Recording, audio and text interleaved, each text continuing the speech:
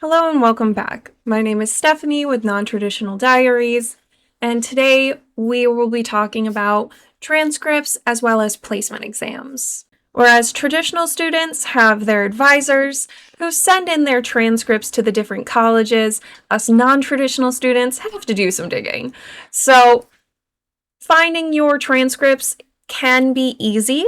A lot of my transcripts were on a website called Parchment. So I had to type in my information to the website. It popped up my transcripts and I could have them all sent to the college of my choosing.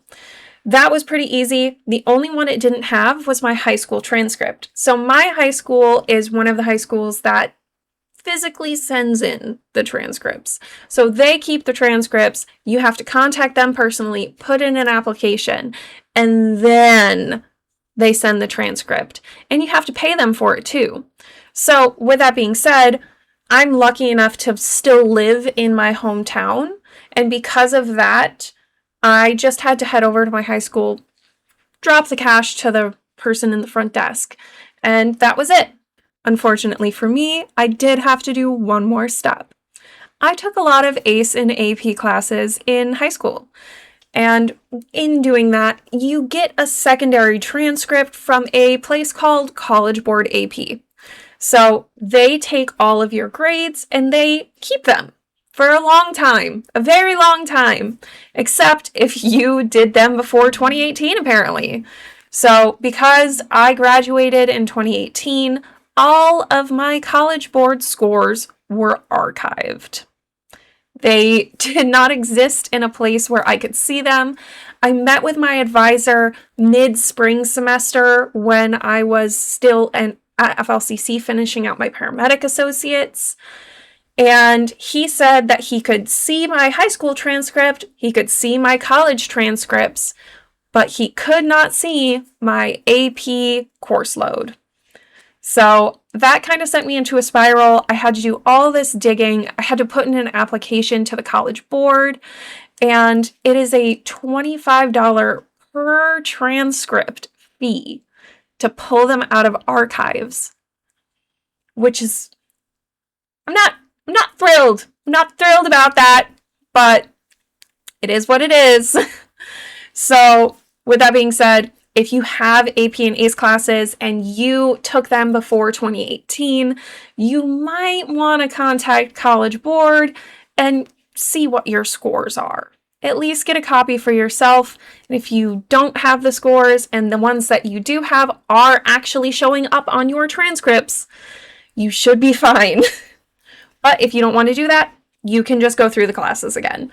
It is a hassle, but $25 versus the cost of an entire class that you already took, I would pay the $25. So I think we're about halfway in. I rewatched some of the clips I just made. I'm not going to redo them. I'm so sorry. I had to change my microphone settings because apparently somehow they got messed up. So this should be less shrill. Sorry about that. Continuing on, as a non-traditional student, I've found that contacting people way prior to when you're actually going to be at their school doesn't necessarily help you. I have gotten some very good and helpful information from a few of the people I've talked to, but a lot of the time it's just been a dead end and no one really wants to interact with you if you're not the very next semester coming up. I met with an advisor, like I said previously, in mid-spring semester, just to get an idea of what my schedule would look like for my job. So my boss is very kind and likes to work with us.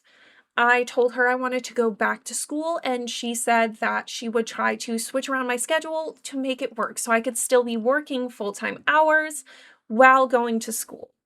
So I don't necessarily know what that is going to look like for me. I don't know if I'm going to have to drop down to 48 hours or stay at my 57.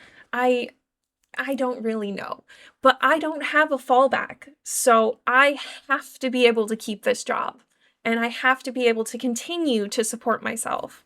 And I am so glad and so thankful that I work at a company who does support its staff and does support the people that work for them. They are amazing. I love them. Love my job.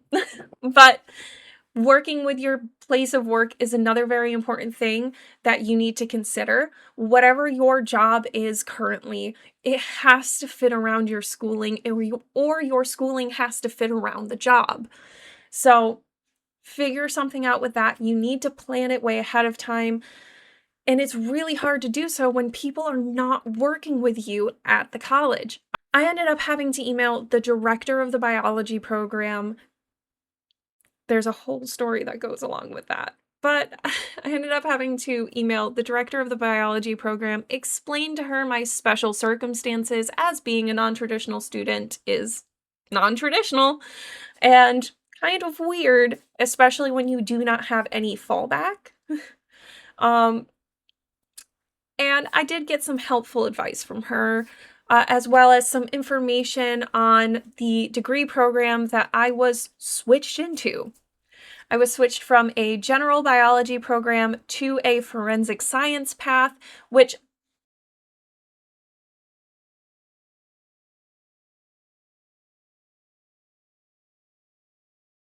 so we will continue this video. However, I had to just go down and let the dogs in because these menaces, these absolute menaces, caught another woodchuck. So I had to take care of that. Yeah. So to go back to where I was cut off. When I met with the advisor in the spring, he switched my major from a general biology major to a forensic science major. Now, forensic science is a good path. It is a bachelor's degree, so it would technically get me to the bachelor I want. However, it does not hold all of the prerequisite requirements to go into med school. You need to take extra classes if you go into forensic science to hit all of your prerequisites. So because of that, it took me aback when I heard that, because I heard it from the finance lady when I called about my student loans. And it wasn't pleasant to know that someone went above my head and changed my major. But I did, after I emailed the director of the biology program, she did tell me the extra classes I would need alongside the forensic science degree to get to my goal, which is why I say, like, you can contact people way ahead of time. However, there are things like this that could pop up. There are people that will take what you say and just do something with it instead of talking to you about like what you would need to do to actually get to your goal and stuff like that. But you can, because as non-traditional students, we do need to plan. We need to have that extra time to put things in place. Like, this degree for me is 3 years running. I had to start doing stuff 3 years ago to make it so that I can go to school today. So with that being said, you can contact people, you can do whatever you want, you can contact whoever you want. It will not necessarily be in your best interest. And that is just going from them switching my major. They completely to another major. I thought it was a minor. I thought he put it in as a minor and I was just going to do them side by side and I would still get my prerequisites, but he completely changed it, took me completely out of the biology program and put me into the forensic science program. Now, I am going to stick with the forensic science program and just do the extra classes because I am really interested in forensic science. However, if that is not something you want, you need to make it known. If someone suggests something else to you in a meeting, you need to tell them, no, I chose the major I wanted. This is the major I want to go into, blah, blah, blah. Please give me XYZ information that I want. You have to kind of like stand up for yourself. And that's something I really have trouble doing in my personal life. And especially when it comes to my education, because I feel like so many other people know so much more than me. When in all reality, I know more about my life and what I want to do than anyone else. Anyone else. So moving on, we will be talking about placement exams. So some of the placement exams you'll have to take are the ALEX exam. They might have you take like an SAT again or any other type of placement exam. It's very school specific, it's degree specific. You don't know what placement exams they'll ask of you until you apply and get that information. And trust me, they will remind you. They will remind you that you need to take that placement exam. So I have received numerous emails about my placement exams and the different exams I need to take to get placed um, from my college of choice. But, your college will tell you what exams they need you to take.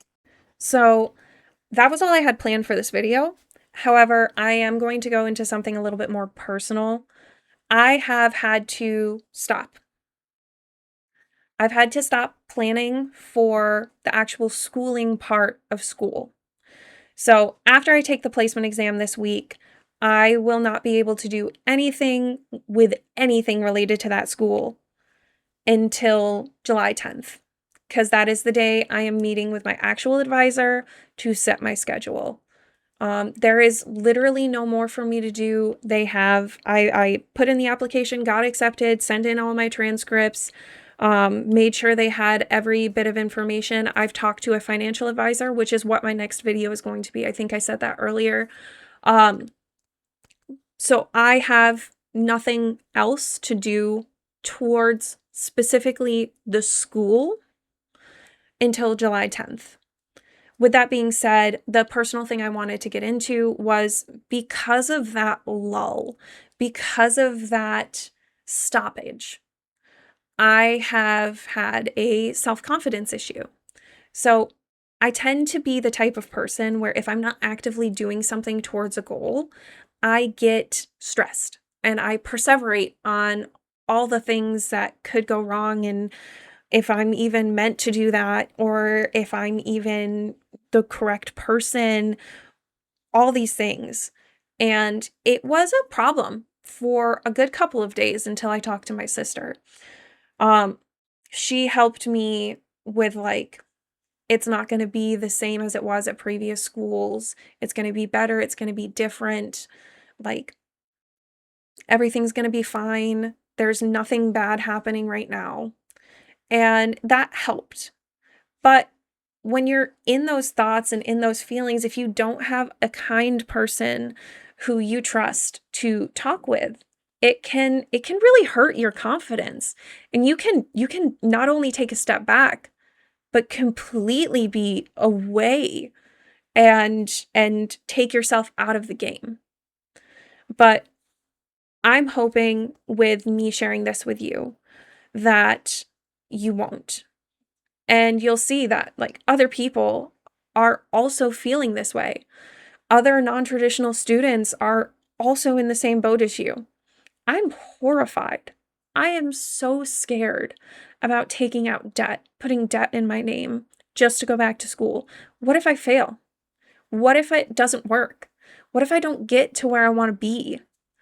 It's scary. It's so scary to go back to school, especially when you have things set in your life. You have a job, you have a house, you have kids, you have a husband, you have animals, all of these things, and you're trying to do something different, and that's horrifying. It's so scary. But we're all here. We're all doing the same thing. You're not an island. I'm not an island. You're not an island. No one here is an island. And visiting with people who understand and are kind is what's important. You will run across people who bully you, who tell you that you shouldn't be doing that at your age, who tell you that it's useless and you're stupid and you're worthless for doing this, and they won't find your worth that you have in yourself that is intrinsic to your life. That is the reason you're here, the reason you're doing this journey. They won't get it. And that's okay. I have had school experiences where I was bullied by teachers. Teachers in college. I had to leave nursing school because of it. I've been not liked by my fellow students. I have been just in positions where I am uncomfortable and I feel worthless and useless and like it's not what I was meant to do and like I'm not meant to be here. And having self-confidence in yourself. I like to say delusional positivity. You don't have to use delusional positivity, but knowing that you are the only person who will make this work. If you want to pass, if you want to get to your goals, you are the only person that's going to get there.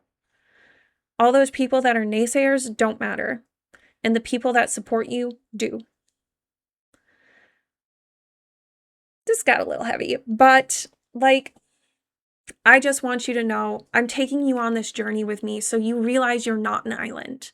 I'm here for the traditional student who's in a non-traditional situation. I'm here for the non-traditional student who just wants someone that they can relate to. It is so hard being a non-traditional person, being a non-traditional student, and you feel so alone. And I just want you to know that you're not. And I appreciate you for being here. And if you want to go on this journey with me, feel free to subscribe or just come back and find my channel. I'm going to be here. I'm going to share the ups and I'm going to share the downs and I'm going to share my worries and my fears just like this. And I'm going to make sure this side is also heard. Thank you for joining me. And I hope you come back.